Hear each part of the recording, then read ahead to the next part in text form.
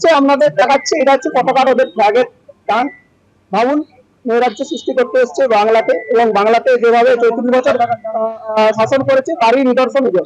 এটা যদি পতাকার দান হয়, আপনারাই দেখুন। বড় অভিযোগ করছে যে তোমরা সব বহিরাগতরা ক্যাম্পাসের মধ্যে ঢুকে। না, একদম মিথ্যে। বহিরাগত নয়, আমাদের সাধারণ ছাত্রছাত্রী, আমাদের রানিং স্টুডেন্ট। এই দেখুন, দেখুন কিভাবে মেরেছে, দেখুন কিভাবে মেরেছে, বলুন আক্রমণ করেছে। দেখুন আমাদের এসে ভাইয়ের ছেলেরা আছে, মুষ্টিমেয়রা, যারা কোনোদিনও তাদের সাধারণ ছাত্রছাত্রীদের পাশে দেখা যায় না। এই বন ধর্মঘট হলে তাদেরকে আগে দেওয়া হয়।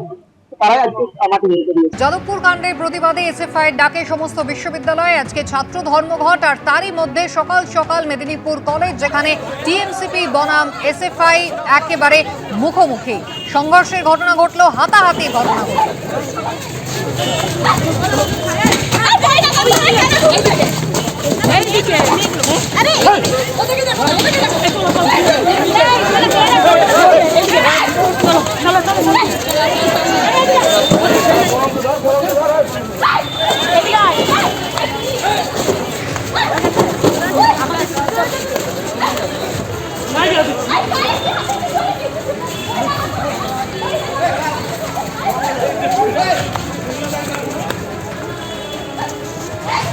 আপনারা কাকে বলে এসেছেন? কলেজের টয়লেট ইউজ করার জন্য আপনাদের কাছে কোনো পারমিশন লেটার আছে? কিছু আছে? আপনারা কেন ঢুকেছেন কলেজের মধ্যে?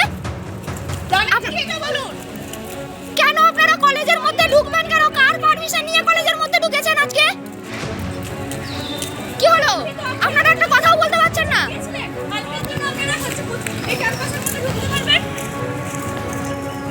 আপনারা কাকে বলে এসেছেন?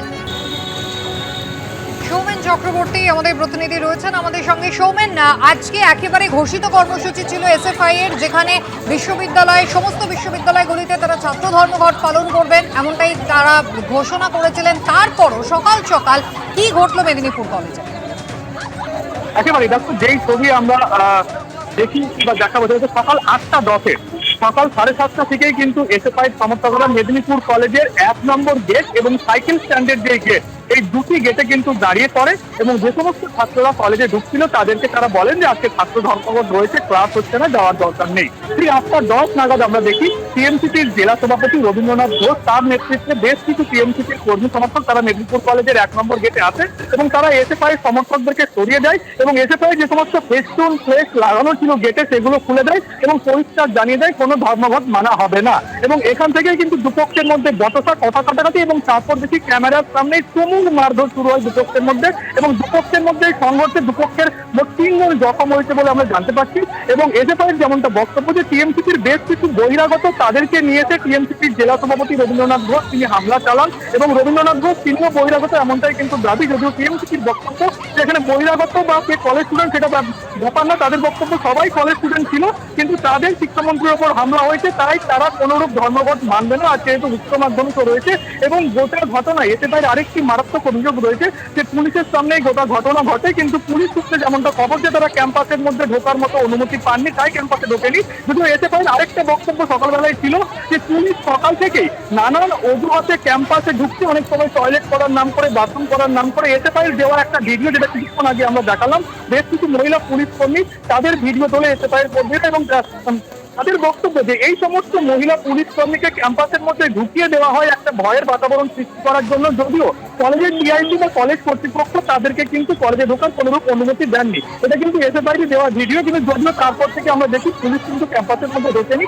এসএফআইয়ের আরো একটা বক্তব্য ছিল যে টিএমসিপি কর্মীদেরকে দিয়ে এসএফআইয়ের কর্মীদের ক্যাম্পাসের বাইরে বার করানো হচ্ছে এবং তারপর পুলিশ তাদেরকে ধরে নিয়ে যাচ্ছে। যেহেতু ক্যাম্পাসের মধ্যে ঢুকছে না, একেবারে ক্যাম্পাসের 1 নম্বর গেটের বাইরে তারা দাঁড়িয়েছিল, যেই ছবি আমাদের ক্যামেরাতেও কিন্তু উঠেছে এবং এমনটাই কিন্তু অভিযোগ করছে এসএফআই সমর্থকেরা। যদিও এই বিষয়ে পুলিশের কোনো বক্তব্য নেই, পুলিশের একটাই খবর যে ক্যাম্পাসের মধ্যে তারা ঢোকেনি, ক্যাম্পাসের বাইরেই তারা অপেক্ষা করছেন। ক্যাম্পাসের মধ্যে কি হয়েছে, ক্যাম্পাস যেহেতু কলেজ কর্তৃপক্ষ বলেনি, তাই তারা ক্যাম্পাসের মধ্যে ঢোকেনি। একেবারে সৌমেন, ধন্যবাদ। আর এখানেই আপনাদের শুনিয়ে দেবো দুপক্ষ তারা কি অভিযোগ এবং পাল্টা অভিযোগ করছে। আমাকেও রীতিমতো মেরেছে, বাইরের তৃণমূলের গুন্ডা বাহিনী এসে মারে এবং আমরা এটাও দেখতে পাই পুলিশ বাহিনী যারা বাইরে আছে তারা ওই তৃণমূলকে ইনসিস্ট করছে যে ওদেরকে বার করে নিয়ে, তাদের কোট আনকোট এই কথা যে ওদেরকে বার করে নিয়ে আয় আমরা ধরে নেবো। দিয়ে আমাদের একজন আমাদের সঙ্গে ছিলেন, তাদের একজন মেয়ে সুচরিতা দাস, তাকে তৃণমূল ওরকম কয়েকজন ছেলে জোরপূর্বক এই ক্যাম্পাস থেকে বার করে নিয়ে যায়। তাকে আমরা এখনো পর্যন্ত জানি না তার কি হয়েছে। আর কলেজ কর্তৃপক্ষ অবশ্যই বহিরাগত, তাদের কোনো আইডি নেই, কোনো আইডি প্রুফ নেই, তারা বাইরে আমাদেরকে রীতিমতো ভাবে মারে। আমাদের কাছে হয়তো ভিডিও আছে, সেগুলো তাদের রীতিমতো ভাবে আমাদেরকে মারে। একজনের মাথা ফেটে গেছে, এই যে আমাদের আরেকজন ছাত্রী আছেন।